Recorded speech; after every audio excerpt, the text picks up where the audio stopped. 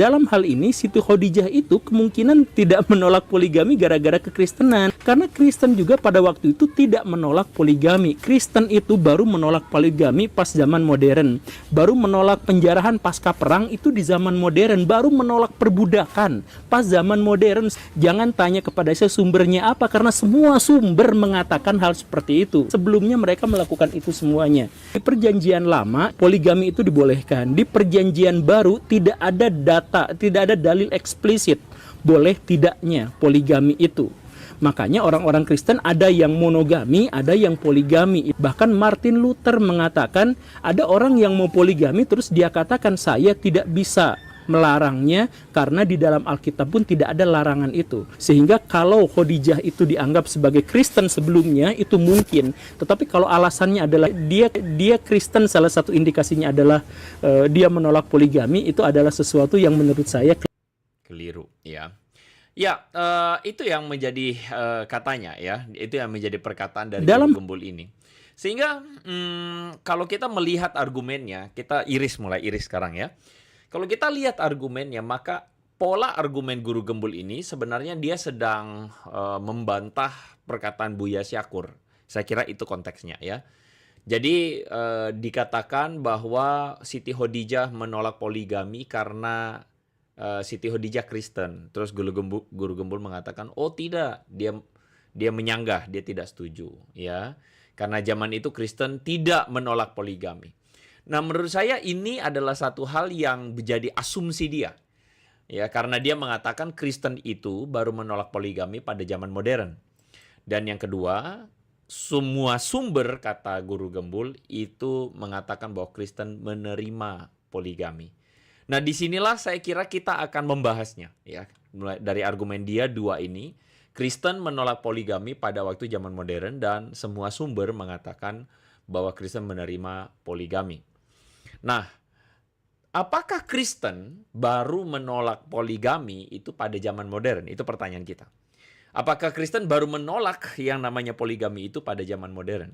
Tentu kita mendefinisikan dulu zaman modern itu apa. Ya, zaman modern itu adalah kira-kira kalau dari tabel di depan teman-teman bisa melihat ada banyak pertentangan, tapi kira-kira kita bisa bilang zaman modern itu dimulai pada zaman Renaissance atau zaman pencerahan, abad pencerahan.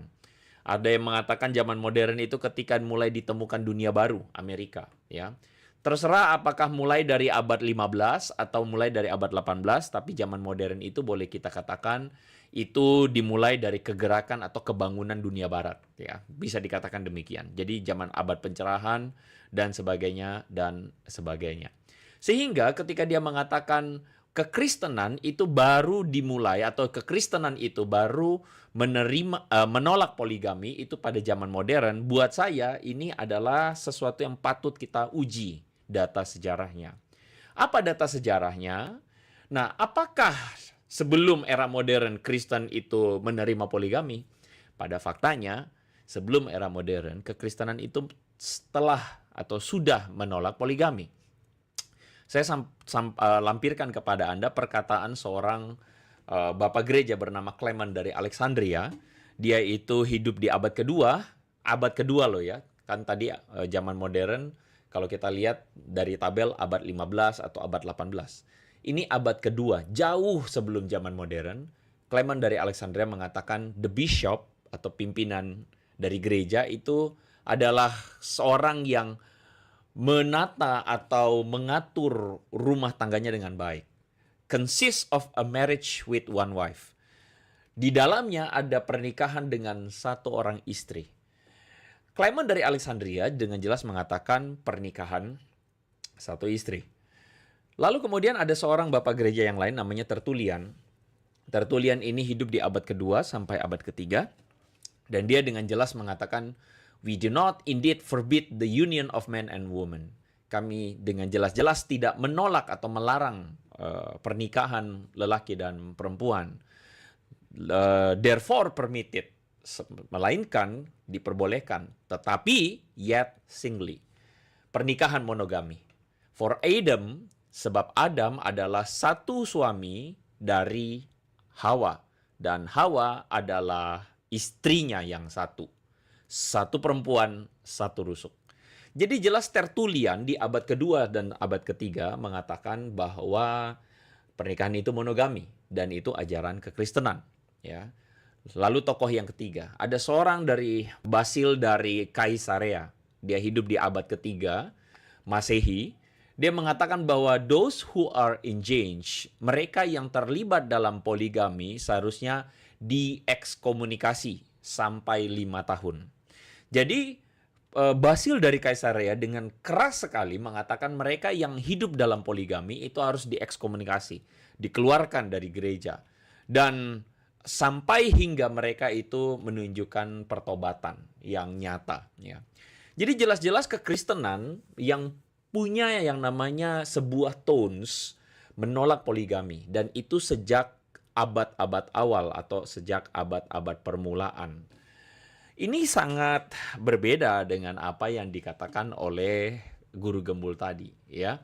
Bahwa Guru Gembul mengatakan, oh itu pada abad modern atau pada zaman modern baru Kristen itu menolak poligami. Makanya saya bilang Guru Gembul perlu belajar lagi, ya. Jadi Guru Gembul ini sedikit ngawur dalam hal ini, ya. Jadi Anda keliru, Guru Gembul. Nah, cuman kalau kita merujuk pada perkataan Basil dari Kaisarea, Basil ini mengatakan mereka yang melakukan poligami itu harus diekskomunikasi. Ini memang menunjukkan indikasi bahwa ada dan bisa jadi ada orang Kristen yang melakukan poligami. Tapi jangan ngawur. Hanya karena ada orang Kristen yang kebetulan agamanya Kristen melakukan poligami, itu bukan berarti agama Kristen memperbolehkan poligami. Logikanya dipakai, ya. Saya kasih contoh. Misalnya, ada beberapa orang Muslim korupsi.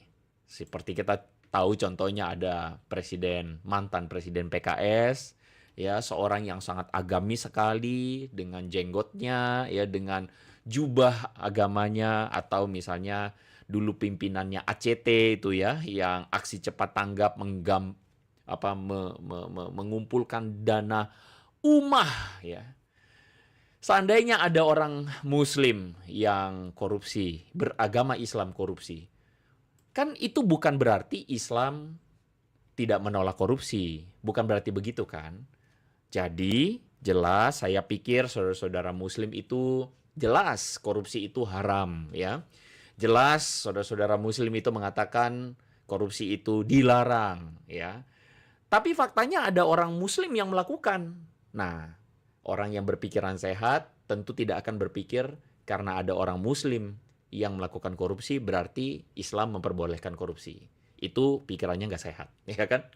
Nah, sama. Jadi ada orang Kristen misalnya pada waktu itu yang melakukan poligami, itu bukan berarti agama Kristen memperbolehkan poligami. Jadi tolong logikanya itu dipakai dengan sehat gitu, ya. Nah, jadi ketika Guru Gembul mengatakan bahwa Kristen itu baru menolak poligami di zaman modern, buktinya ada kok yang poligami.